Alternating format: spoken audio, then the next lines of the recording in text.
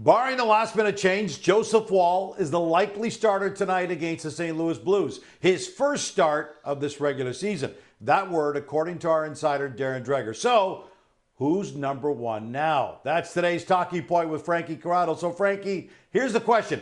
Even if Joseph Woll comes in and shuts out the Blues tonight, is he back to the Leafs number one? Or has Anthony Stolarz done enough through his first 5 healthy starts to hold on to that number one slot? No, Joseph Woll doesn't just come in and get to be the starter, but he gets an opportunity, Gino. He gets an opportunity to work his way into the rotation. So, it's going to be one of those things where you're going to try and get Joseph Woll the starts that he needs in order to find his game, which shouldn't be hard. He's a pretty good goalie. He's just as good as Anthony Stolarz. Yes, Anthony Stolarz has given you quality minutes, but ideally, this goaltending tandem works when both goalies are fairly equal when it comes to the workload. It's not going to be a situation where Anthony Stolarz is now all of a sudden the number one guy and Joseph Woll is a quote-unquote backup goaltender. Joseph Woll, if he is healthy, is going to have to show he can stay healthy by having a significant workload. If that's not the case and he can't do that, then you have to make other arrangements. But for me, Joseph Woll is coming in to play. He's not necessarily going to be the number one guy, but he needs to build up his resistance as he looks to manage his workload throughout the rest of the season. Which brings us to proven track record. Stolarz was number one in the league in goals against and save percentage last season. He's amongst the best in the league right now. A better than .900 save percentage in 7 of his 9 NHL seasons. So a solid play, Frankie, is not just a blip. Is Stolarz actually a true number one in this league who's now finally going to get an opportunity to shine? It's hard to say that he's a true number one, Gino, when the most amount of games he's played in a regular season is under 30. The guys that are true number ones, they have a track record of playing 45, 50, maybe 55, pushing up to the 60 game mark. He has never done that. He's been injured a lot in the early goings of his career. He has found his game and he's a big guy. I guess that's the one concern is that, he's already 30 years old. He's had injury problems in the past. He's been a very good goaltender given the minutes that he's played, but it's hard to say that a guy is a true number one goaltender when they've never passed through that 40, 50 game threshold. If he can show that, and if he has to show that this year because Joseph Woll is not available, maybe next year we can say Anthony Stolarz is a number one guy. He did it. He had the big workload and he found a way to get through it and still kept those numbers up. But until then, you can't say that Anthony Stolarz is a true number one because he doesn't have the track record of the workload like a true number one goaltender. Speaking of track record, though, Joseph Woll has had some solid runs. But as we've seen, he gets hurt. And the team is left saying, man, here we go again. Last year's playoffs were a great example of that. You've played on this league. Specifically, you've been a blue liner in this league. How important is the team's confidence that their goalie can not only be solid, but be available when they need him the most?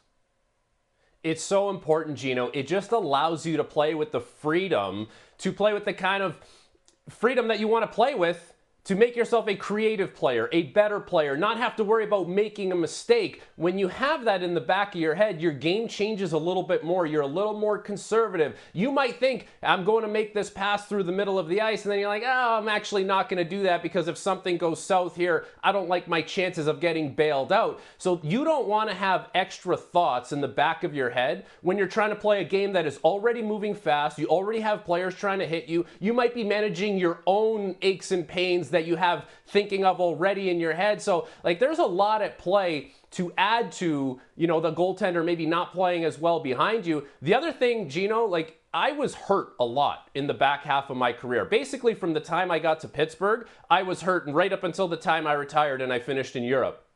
When you're a player that's hurt a lot, you are constantly doing this mental check-in to see how you're feeling. And the more you do that, the more you're going to find, and the more you're on high alert. And the chances of you saying, I don't feel great today, or, oh, what's that? I got to make sure I'm getting my treatment and on the table. There's another added element to thinking for the goaltender, the player who's hurt a lot. And so that's, what would kind of scare me a little bit with a player who's been hurt a lot in the early goings of his career is that, you're constantly doing that mental check-in and maybe you're looking for it a little little more than someone who hasn't had the injury baggage and has just been able to kind of truck through and keep playing games. Now, obviously, upper management of the Leafs organization is counting on Woll for the future. His new contract, though, doesn't even kick in until next season, so there's time. When Craig Berube took over the Blues in 2019, Jake Allen was supposed to be the guy, but he went to Jordan Binnington, and it worked out great. So he's clearly not afraid to make a move in net. Are you happy with that, the fact that Craig Berube just comes in and says, I don't care what the future plans are, I want to win now? Is that important? Yes, 100%. Just stop the puck. This is what everyone says to goaltenders. We say it in a joking, loving way, of course, Gino. We're not too hard on your goaltending brethren. But yes, you have one job to stop the puck, to give the team a chance to win. So if you have a guy, like Jordan Binnington was in the minors for a long time. He got one shot, it didn't go well. He finally called his shot and said, you guys need to call me up in order for your team to win. And the rest is history, and they won the Stanley Cup. He had that confidence.